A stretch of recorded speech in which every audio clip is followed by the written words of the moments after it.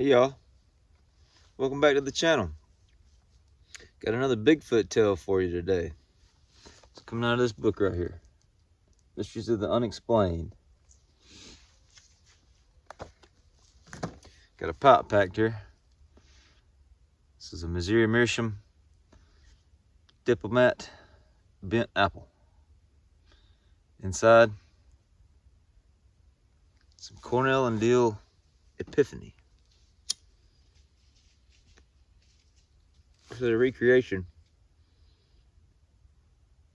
Their take on Albert Einstein's favorite blend, which was a blend called Revelation. This is their take on that. It's pretty good. It's kind of a kitchen sink blend. It's got a little bit of everything in it. Got some Latakia, some Perique, some Burley, some from Virginia. A little bit of like a kind of a fruit citrus topping. It's good.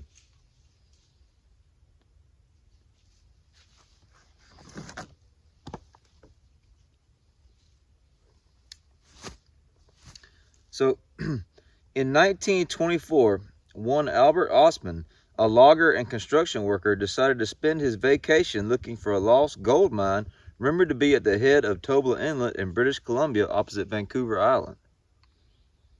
On his way, an old Indian boatman told him tales of huge hairy beings, big people, living in the mountains near the supposed mine, but Ostman refused to believe Indian fables about mountain giants, yet he would remember the name, Sasquatch.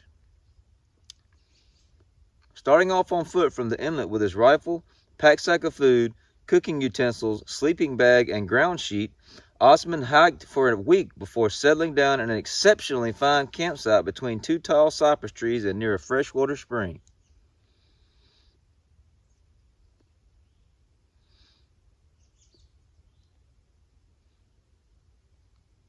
The camp turned out to be perfect, except that in the mornings, Ostman would wake up to find that his supplies had been disturbed and some food taken. One night, attempting to stay awake to find out who his visitor was, he climbed into his sleeping bag, fully dressed but for his boots, which he loosely put into the bag along with his rifle. And this is him quoted here. "I was awakened," he wrote, "by something picking me up. I was half asleep, and at first I did not remember where I was. As I began to get my wits together, I remembered I was on this prospecting trip and in my sleeping bag. My first thought was, it must be a snowslide, but there was no snow around my camp. Then it felt like I was tossed on horseback, but I could feel whoever it was walking."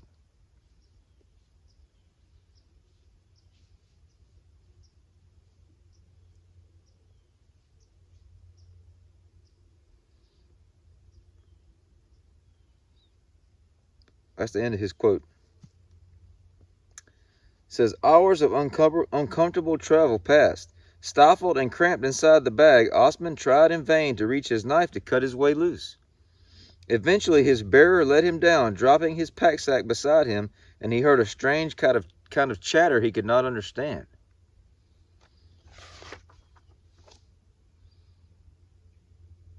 At dawn, he struggled out of his bag and made out the forms of 4 people, covered with hair and wearing no clothes at all. Ostman knew he must be among the Sasquatch giants the Indians had told him about. As it got lighter, he could see that he was in a valley with mountains all around him and that the hairy people seemed to be a family. This is him quoted, "Old man, old lady, and 2 young ones, a boy and a girl." That's the end of the quote. They made no effort to hurt him, but they seemed intent on keeping him. All except for the girl, who was flat-chested and immature, were quite enormous. Yet Ostman thought them human. This little tamp here.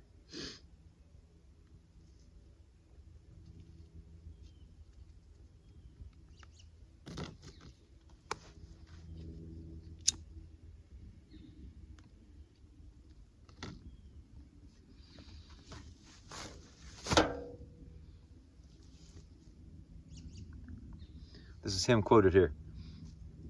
"The young fellow might have been between 11 and 18 years old, about 7 feet tall, and might weigh about 300 pounds. His chest would be 50 to 55 inches, his wrist about his waist about 36 to 38 inches. He had wide jaws, narrow forehead that slanted upward, round at the back, about 4 or 5 inches higher than the forehead. The hair on the heads was about 6 inches long. The hair on the rest of their body was short and thick in places. The women's hair was a bit longer on their heads, and the hair on the forehead had an upward turn like some women have. They call it bangs among women's hairdos. Nowadays, the old lady could have been anything between 40 and 70 years old. She was over 7 feet tall. She would be about 500 to 600 pounds.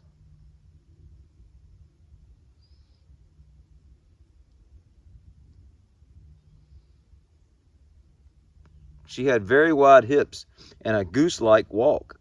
She was not built for beauty or speed. The man's eye teeth were longer than the rest of his teeth, but not long enough to be called tusks. The old man must have been near 8 feet tall. Big barrel chest and big hump on his back.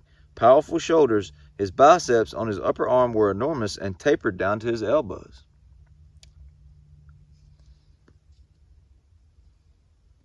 His forearms were longer than common people have, but well proportioned. His hands were wide. The palm was long and broad and hollow like a scoop. His fingers were short in proportion to the rest of his hand. His fingernails were like chisels. The only place they had no hair was inside their hands and the soles of their feet, and upper part of their nose and eyelids. I never did see their ears. They were covered with hair hanging over them. After 6 days in such company, Albert Ostman decided that he had had enough. Choosing his moment, he fired his rifle, which so startled the Sasquatch family that he was able to cut and run. Ostman did not tell his story for many years, fearing, with some reason, that he might be disbelieved. But his account of the family of giants rings true, as do the myriad details of his amazing story.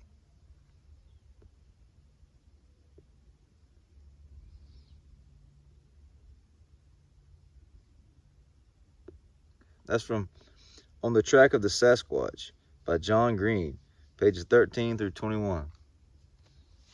There's a picture of the guy here. It says, Albert Ostman, seated at right, has described being taken prisoner for 6 days by a family of giant half-human creatures he encountered in the British Columbia wilderness. That's a picture of the dude right there.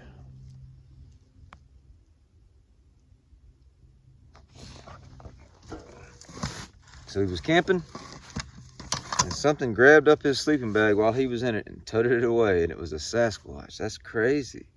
And I would say, if this is true, this guy got a really good look at him. He spent 6 days with them in their camp, their home. Wow. Well, thank y'all so much for watching this presentation on Sasquatch.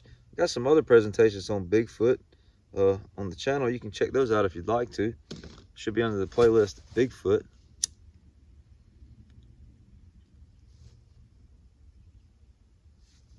Feel free to drop a comment and tell me what you think about Albert Ostman's story. I'd be glad to hear what you think about the Sasquatch and Bigfoot. Like this content if you dig it. See y'all next time.